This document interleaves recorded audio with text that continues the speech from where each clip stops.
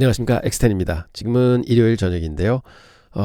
토요일, 일요일 너무 큰 사건들이 일어나고 있습니다. 그래서 제가 많은 걱정을 하실 것 같고 저도 뭐 걱정이 많이 됩니다만, 그래도 우리는 월요일 날 한국 시장 투자하시는 분들은 이제 휴일이기 때문에 조금은 한숨을 놓는 상황이지만, 저희 미국을 투자하는 저희들은 이제 일요일, 미국 시간으로 일요일 밤에 선물이 거래되기 시작하면 시장의 충격 정도를 가늠할 수 있을 것 같습니다. 지금 주말이기 때문에 전혀 그런 걸 간파할 수가 없지만, 단지 코인 가격을 상대로 볼 수 있지만 코인도 좀 빠지고 있습니다.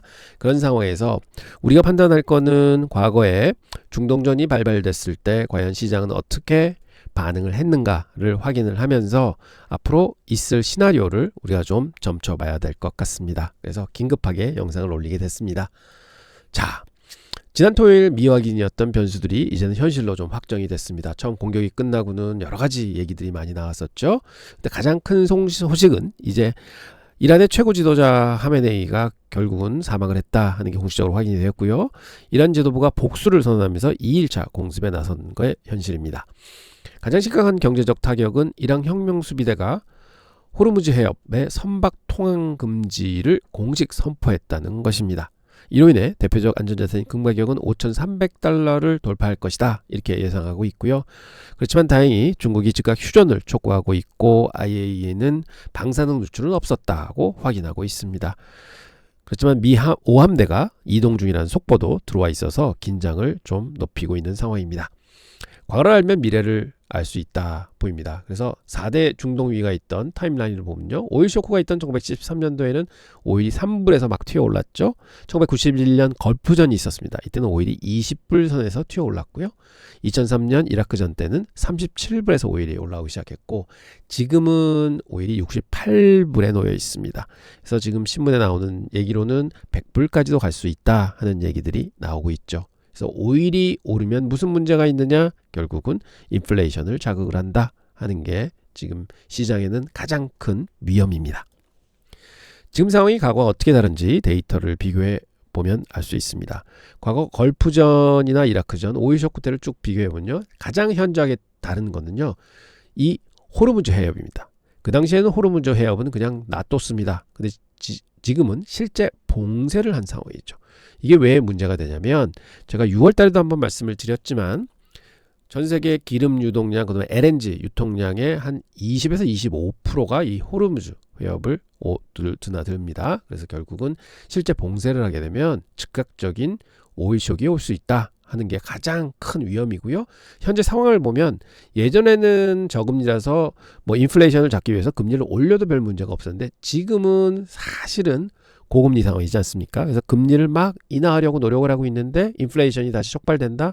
그러면 금리를 낮추지 못하고 올려야 되는, 그 역방향으로 가야 되는 상황이기 때문에 시장은 굉장히 지금 어렵게 생각하고 있는 상황일 것입니다.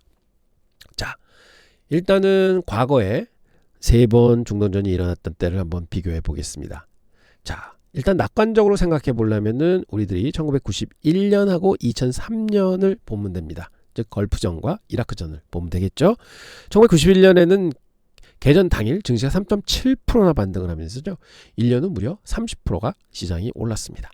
그리고 2003년도요, 역시 많이 올랐습니다. 16일 만에 나폴 완전히 회복을 했고, 그 다음에 플러스가 났죠.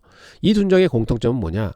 석유 공급에 치명적인 문제가 없었다는 것입니다. 즉 물가에 불안이 없었다, 이런 얘기나 똑같은 거죠. 개전 자체가 사실은 불확실성을 해소해주는 역할을 했기 때문에 랠리가 거기서부터 시작이 됐다 하고 얘기할 수 있겠습니다. 자, 하지만 우리가 정말로 경계해야 할 것은 1973년도입니다. 당시에는 오일 금소로 인해서 유가가 무려 300%나 폭등을 했습니다. 이는 인플레이션을 유발해 연준의 긴축으로 이어졌습니다. 그 결과 S&P 지수는 무려 41%나 폭락을 했다는 기억이 아직도 어렴풋하게 남아 있습니다. 회복하는데 1475 거래일, 즉 약 한 5, 6년이 걸렸다는 것이죠. 자, 공급 충격이 동반된 전쟁은 장기 침체를 부른다는 무서운 교훈이 1973년도를 보면서 남아 있습니다. 이런 일이 이번에는 절대로 일어나면 안 됩니다. 현재 시장은 이 사태를 단순한 국지전으로 생각하고 있습니다만 저도 그렇게 생각합니다. 그래서 한 일주일 내에는 모든 게 무마될 거다 이렇게 예상을 합니다만 시장의 공표주를 보여주는 빅스 지수도 사실은 15.9. 그렇지만 이거는 전쟁이 미반영된 겁니다.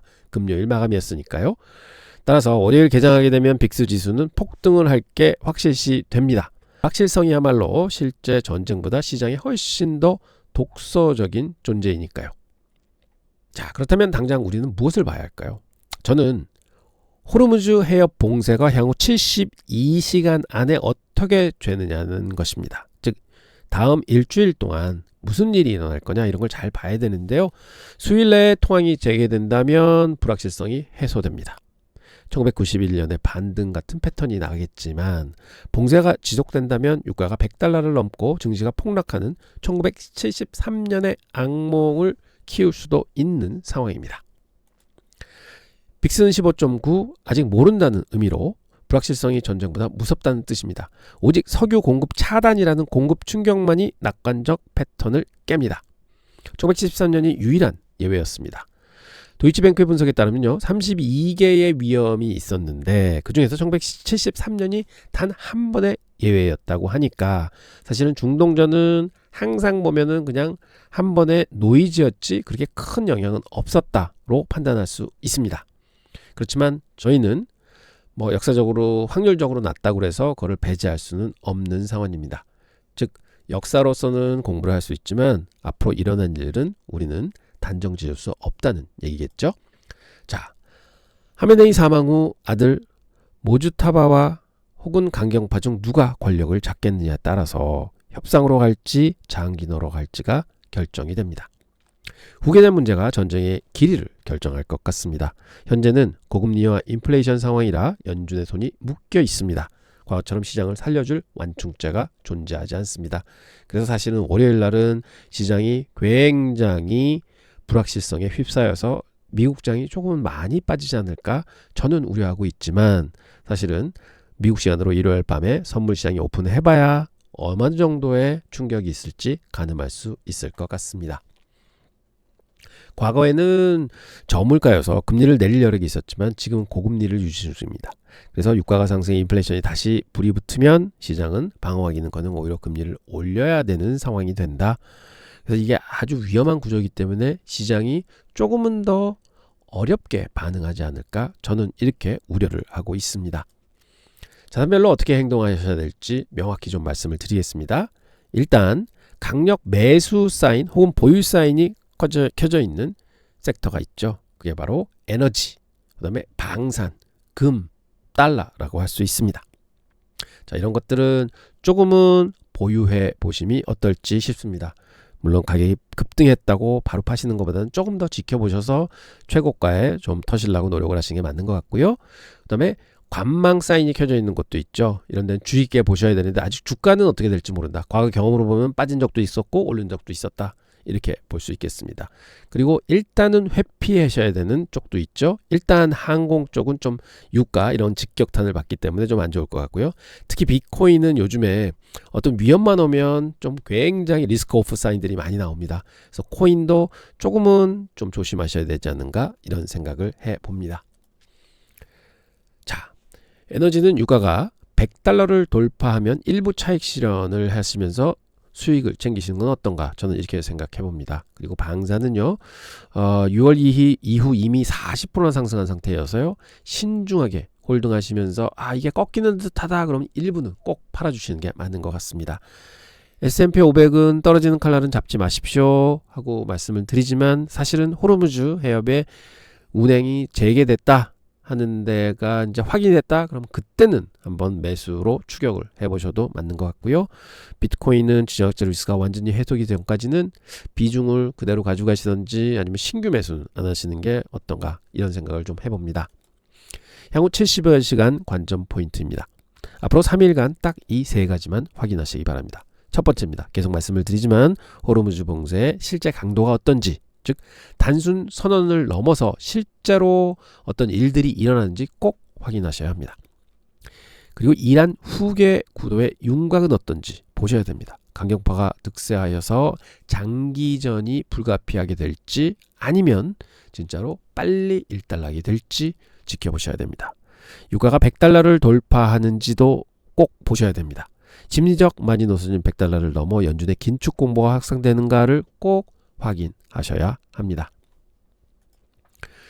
구독자 여러분, 다시 한번 강조드립니다. 역사는 1991년과 2003년을 가리키지만, 즉 굉장히 조용하게 지나갈 것 같다 하는 것을 가리키지만 현실은 1973년을 가리키기도 합니다.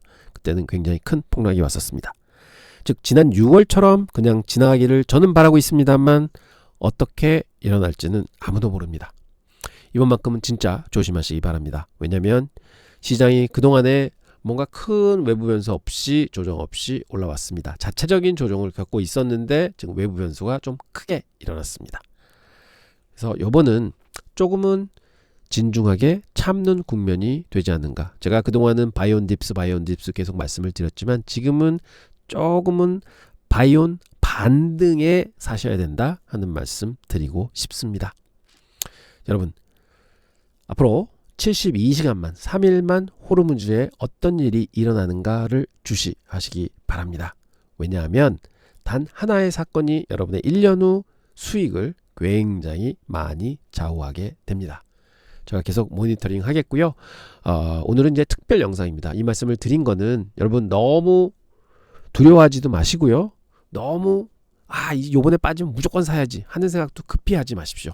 일단은 팩트에 근거한 판단을 하셔라 하는 말씀드리기 위해서 오늘 영상을 열었고요. 제가 내일 되면은 내일 이제 새벽 우리나라 시간으로는 8시부터 미국 선물이 개장을 합니다. 그래서 과연 나스닥이나 S&P가 어떻게 반응을 하는지, 유가는 어떻게 반응을 하는지, 그다음에 코인은 지금 좀 한 2~3% 빠지고 있습니다만 그게 또 어떻게 반응하는지 종합적으로 파악을 해서 내일 낮에 다시 정확한 영상을 올리도록 하겠습니다. 하지만 너무 두려워 마시고 혹은 너무 또 요번엔 진짜로 저점에서 한번 해봐야지 하는 생각을 너무 일찍 하지 마셔라 하는 말씀에 제가 영상을 올리니까요.